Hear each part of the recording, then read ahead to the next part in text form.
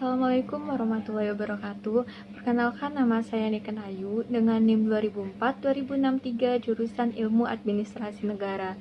Baiklah, pada pertemuan kali ini kita akan membahas materi mengenai tujuan hukum, mazhab hukum, sifat ciri dan unsur hukum, sumber hukum, konstruksi hukum, dan penafsiran hukum. Pertama yaitu tujuan hukum.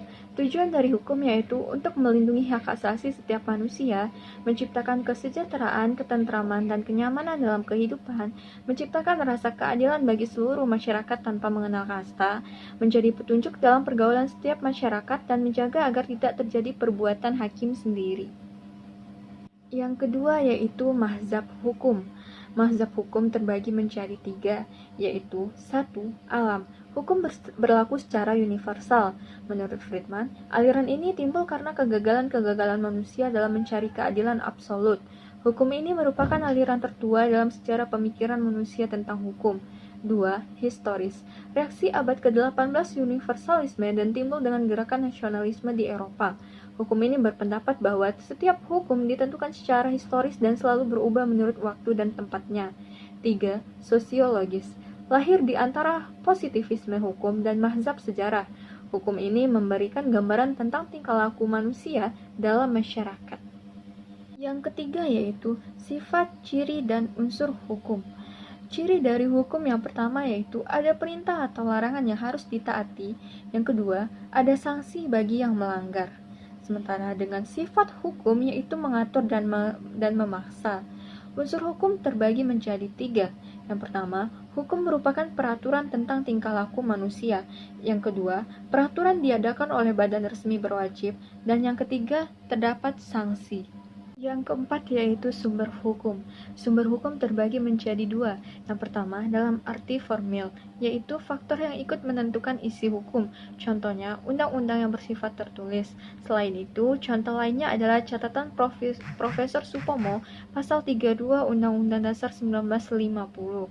Kedua, dalam arti formil, yaitu sumber hukum yang dikenal dalam bentuknya, di mana sumber hukum formil membentuk pandangan hukum menjadi aturan hukum dan mengikat. Contoh sumbernya yaitu undang-undang, kebiasaan, dan keputusan hakim atau jurisprudensi. 5. Konstruksi hukum.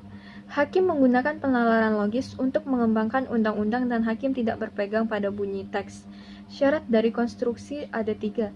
Yang pertama, meliputi materi hukum positif, tidak boleh membantah diri sendiri dan mengandung materi, kesatuan logis, serta bentuk. Metode konstruksi hukum terbagi menjadi 4. Yang pertama yaitu argumen peranalogian, artinya mencari esensi spesies ke genus atau khusus ke umum. Contohnya Ares Hochschild pasal 1612 KUHP Belanda. 2. Argumen a contrario, yaitu penalaran terhadap ketentuan undang-undang pada peristiwa hukum tertentu. Contohnya, ketentuan iddah bagi janda selama 130 hari baru boleh menikah lagi dengan pria lain. Hal ini dituangkan dalam pasal 39 PP nomor 9 tahun 1975. 3. Pengkonkretan hukum, yaitu pengkonkretan dalam undang-undang yang abstrak atau terlalu luas cakupan dan dikonkretkan dalam hukum.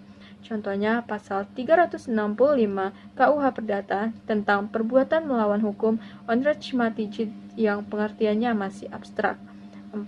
Fiksi hukum, yaitu penemuan hukum dengan menggambarkan peristiwa kemudian menganggapnya ada dan menjadi sebuah berita baru. Dan yang terakhir yaitu penafsiran hukum. Penafsiran hukum adalah penentuan arti, makna teks, atau bunyi pasal berdasar kaitannya. Jenis penafsiran terbagi menjadi 4. Yang pertama yaitu gramatikal, artinya menafsirkan undang-undang menurut bahasa.